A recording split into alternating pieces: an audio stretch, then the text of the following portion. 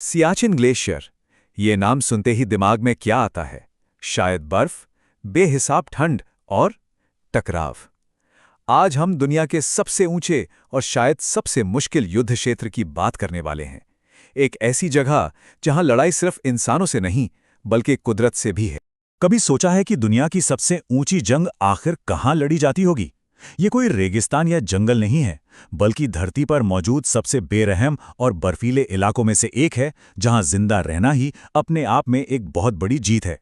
एक ऐसी जगह की कल्पना कीजिए जहां सबसे बड़ा दुश्मन कोई दूसरा इंसान नहीं बल्कि खुद कुदरत है। यहां हर दिन का संघर्ष बर्फीले तूफानों, जानलेवा हिमस्खलनों और हड्डियों को जमा देने वाली ठंड से होता है। तो चलिए शुरू करते हैं और समझते हैं इस बर्फीले मैदान को। सबसे पहला सवाल, ये आखिर है कहां और क्यों दुनिया की तीन परमाणु शक्तियां इस पर अपनी नजरें गड़ाए बैठी हैं? तो देखिए, सियाचिन ग्लेशियर है भारत के लद्दाख में विशाल काराकोरम पर्वत श्रृंखला पर। लेकिन इसकी असली अहमियत इसकी लोकेशन में है।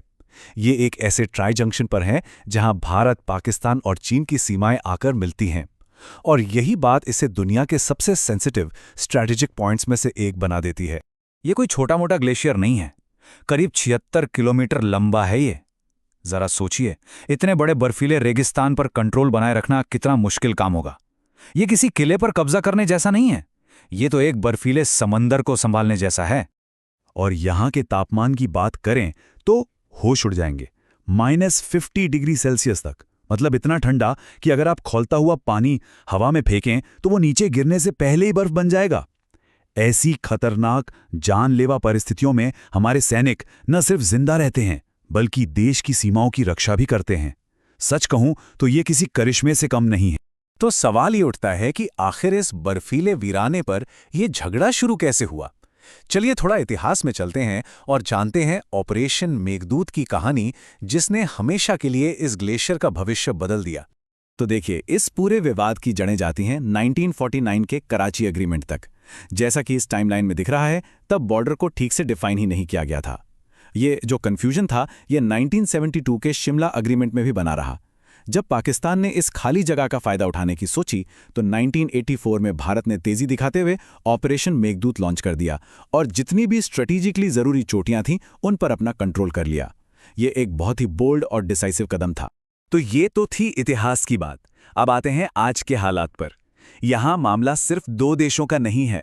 यहां भारत, पाकिस्तान और चीन तीनों के इंटरेस्ट आपस में टकराते हैं और यही चीज इसे एक बहुत ही कॉम्प्लेक्स जियोपॉलिटिकल चेस बोर्ड बना देती है।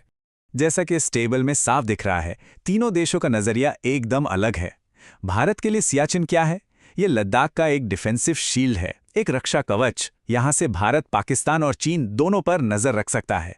दूसरी तरफ पाकिस्तान इसे एक डिस्प्यूटेड टेरिटरी, मतलब एक विवादित क्षेत्र मानता है और चाहता है कि इंडियन आर्मी यहां से हट जाए। और फिर आता है इस खेल का तीसरा खिलाड़ी, चीन। वो पाकिस्तान का ऑल वेदर फ्रेंड है और पास के अक्साई चिन में उसकी मौजूदगी भारत के लिए एक टू फ्रंट चैलेंज खड़ा करती है।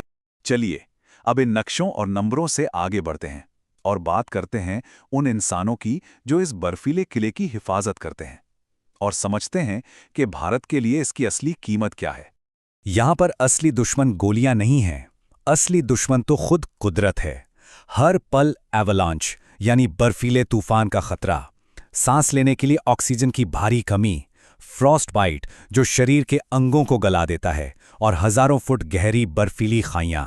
एक बहुत कड़वी सच्चाई ये है कि सियाचिन में ज्यादातर शहादतें दुश्मन की गोली से नहीं बल्कि इस बेरहम मौसम की वजह से हुई हैं। तो फिर सवाल उठता है कि इतनी कुर्बानियां क्यों? जवाब बहुत सीधा और साफ है, देश की सुरक्षा। सियाचिन भारत के लिए एक ऊंचे वॉच टावर की तरह काम करता है, जहां से वो अपने पड़ोसियों की हरकतों पर पैनी नजर रख सकता है और लद्दाख को महफूज रख सकता है। ये भारत का बर्फीला किला है, हमारा बर्फीला प्रहरी।